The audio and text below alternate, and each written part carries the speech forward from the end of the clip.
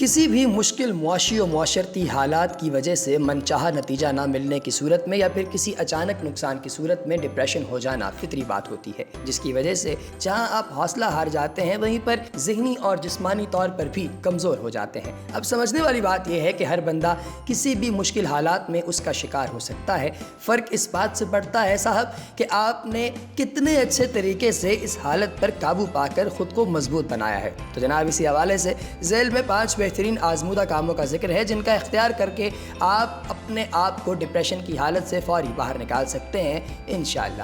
سب سے پہلی چیز یہ ہے کہ اگرچہ اس حالت میں نیند لینا تھوڑا مشکل ہو جاتا ہے مگر بلا وجہ جاگنا ختم کر دیں، مگر پھر بھی آپ کے چاہے نیند آئے یا نہ آئے، چاہے اداسی والی لاتعداد منتشر سوچیں ساتھ ہوں، مگر پھر بھی آپ نے سونے کے اوقات میں بستر پر لیٹ کر سونے کی کوشش کرنی ہے۔ مطلب کہ آپ کو اپنی نیند مکمل کرنی ہے، ایسا بالکل نہیں کرنا کہ پوری رات اداسی کے گانے سننے میں گزار دیں، موبائل پر ٹائم پاس کریں یا کسی کے ساتھ اداسی والی باتیں کرتے رہیں۔ ایسے کاموں کو سائڈ پر رکھتے ہوئے رات کو لازمی نیند لیں اور روزانہ کی بنیاد پر اس عادت کو اپنائیں۔ دوسرے نمبر پر کھانا کھانے سے نہیں بھاگنا۔ مثبت سوچوں کو اجاگر کرنے اور صحت مند ذہن رکھنے کے لیے مناسب کھانا بہت ضروری ہے۔ بھوک نہ بھی لگے مگر پھر بھی اپنی روٹین کے مطابق آپ نے لازمی کھانا ہے، اس وجہ سے آپ کے اندر انرجی پیدا ہوگی۔ خاص کر ناشتہ بالکل نہیں چھوڑنا، آپ کے پیٹ کو آپ کے ڈپریشن کی کوئی پرواہ نہیں ہوتی، کتنے کی دیر بھوکے رہ لیں گے آپ۔ جب پیٹ بھرنا مجبوری ہی ہے تو پھر کھانا کیوں چھوڑنا صاحب؟ اس لیے صحت مند غذا اپنے وقت پر کھانا ضرور کھائیں اور اسے روٹین جو ہے اس کو برقرار رکھیں، روٹین کو خراب نہ کریں۔ یقین مانیں کہ ساری بات مضبوط ذہن کی ہوتی ہے، لہٰذا آپ کا ذہن صاف ہونا بہت ضروری ہے۔ اسی طرح تیسرا پوائنٹ بھی ہے، ذہن کی صفائی کریں۔ یقین مانیں کہ ساری بات مضبوط ذہن کی ہوتی ہے، اپنی لاتعداد منتشر سوچوں پر قابو پانے کی ہوتی ہے، اس لیے اپنے ذہن کو خالی کریں اور اپنی سوچوں کو اس میں قید مت کریں، آزاد کریں ان کو، پرسکون ہو ذرا۔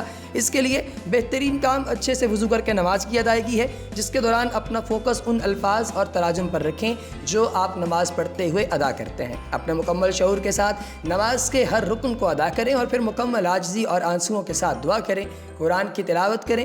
ان سب سے ڈپریشن میں بہت تیزی کے ساتھ کمی آئے گی اور اطمینان میسر ہوگا انشاءاللہ۔ اس کے علاوہ سانس کی آمد و رفت پر فوکس رکھنے والا مراقبہ بھی بہت مفید ہے۔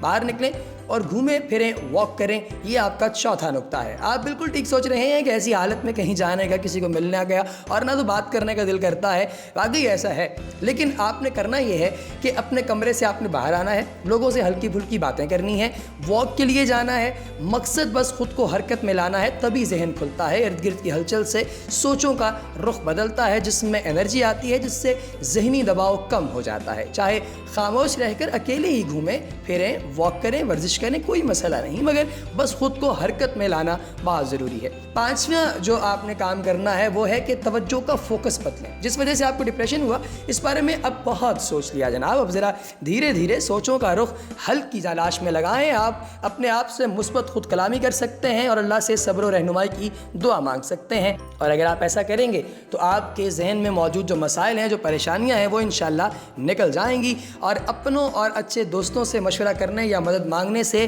مت جھجکیں۔ برین سٹارمنگ کرتے وقت تمام متوقع حل کو لکھیں اور پھر مناسب حل پر عمل کریں۔ یاد رکھیں کہ ڈپریشن کا بہترین حل آپ کا عمل کرنا ہے، نہ کہ صرف پریشانی کو ہی بار بار سوچنا۔ تو دوستو، یہ وہ اہم کام ہیں 5 جن کو کرنے سے آپ جلد ہی ڈپریشن کی حالت سے باہر آ سکتے ہیں، مگر یاد رہے کہ یہ سب آپ کے اپنے چاہنے پر ہی ہے، کوئی دوسرا آپ کو پکڑ کر سیٹ نہیں کرے گا۔ اگر الجھن زیادہ ہو تو خود سے کچھ سمجھنا ہے تو کسی اچھے ماہر نفسیات سے مل کر کاؤنسلنگ لینے میں کوئی حرج نہیں ہے، نہ ہی کوئی معیوب بات ہے۔ یہ اس وقت میں آپ کو صرف بھرپور توجہ سے سننے اور سمجھنے والا چاہیے ہوتا ہے۔